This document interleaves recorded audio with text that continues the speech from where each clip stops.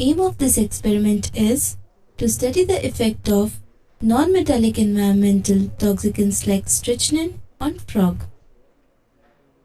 Objectives of this experiment are to identify the neurons involved in response cycle, to understand selective blockade caused by strychnine, to correlate inhibition of stretch response with CNS stimulation, to learn the physiology of stretch reflex. Animal frog drug and chemicals strychnine sulfate solution 2 to 4 mg per kg intraperitoneally and glacial acetic acid.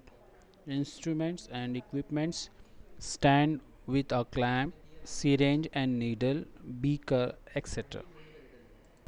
Reflex action means an instantaneous protective response of nervous system to a stimulus. Reflex action is an inevitable function of spinal cord. The simplest reflex arc involves a sensory neuron, a connector neuron, a motor neuron, and an interneuron. Spinal nerve carry the nerve impulses from the spinal cord to groups of voluntary muscle fibers.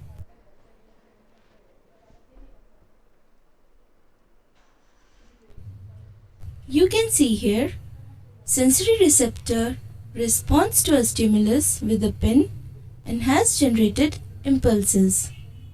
These impulses conducted by sensory neuron to integrating center in the spinal cord.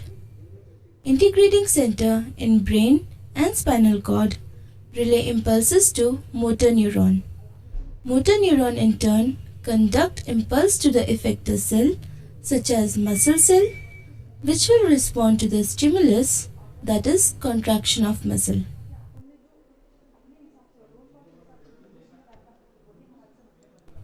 When the arc involving sensory neuron, connector neuron, motor neuron is completed, acetylcholine is released at the neuromuscular junction. As a result, contraction of a group of voluntary muscle fibers occurs. At the same time, another arc is completed in between the sensory neuron, interneuron, and motor neuron. As a result, relaxation of antagonistic muscle occurs due to action of glycine on interneuron within the spinal cord. Glycine is a inhibitory neurotransmitter of spinal cord.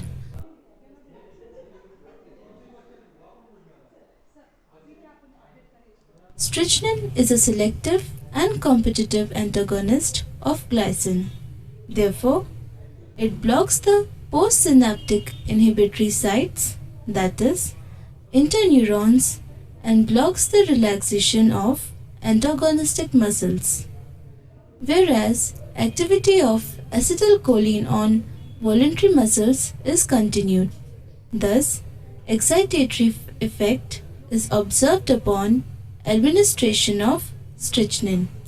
It should be remembered that the CNS stimulant effect of strychnine doesn't result from direct synaptic excitation, but it is by selective blockade of inhibition.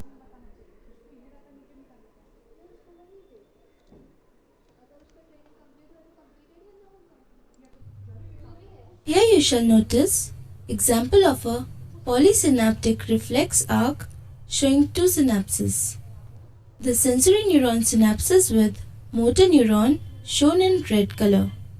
Inhibitory interneuron is shown in blue color. You will observe stretching of limb is due to the stimuli causing contraction of one set of muscle and relaxation of antagonistic muscle. Antagonistic muscle relaxation is under the influence of glycine, which is inhibitory neurotransmitter. Strychnine competitively inhibits glycine and hence stretch reflex is inhibited. For studying the effect of strychnine with the frog, hold the frog on a stand with a clamp. Now dip one of the legs of the frog in glacial acetic acid and observe the stretching of the leg in upward direction. Since glacial acetic acid produces irritation and pain, the frog gives response by stretching its leg. Inject 0.1 ml of strychnine sulfate solution intraperitoneally. After 1 minute, once again dip the leg of frog in glacial acetic acid and observe its response. Now, observe the response. You will notice that the movement of frog's leg is in upward direction. Remember, for any movement, alternate contraction and relaxation of voluntary muscle is a must. Repeat the same procedure after injecting 0.2, 0.3 and 0.4 ml doses of strychnine sulfate solution.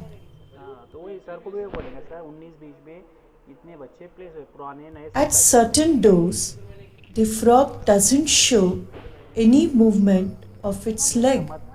This means that strychnine sulfate has stimulated the spinal cord by producing excitatory effect on voluntary muscles of abdomen and leg, causing a state of permanent contraction.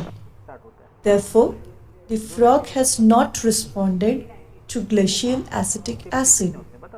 Hence, strychnine sulfate is CNS stimulant.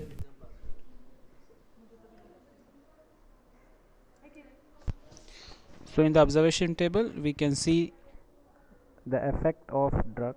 First we have given glacial acetic acid.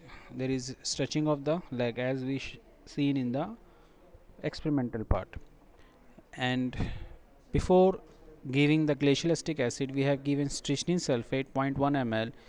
So the response is stretching of the leg in upward direction but slow relaxation. Same thing by increasing the dose of strychnine sulfate, say 0.2 ml, and again we have placed the limb of the frog in the glacial acetic acid. There is slow leg movement.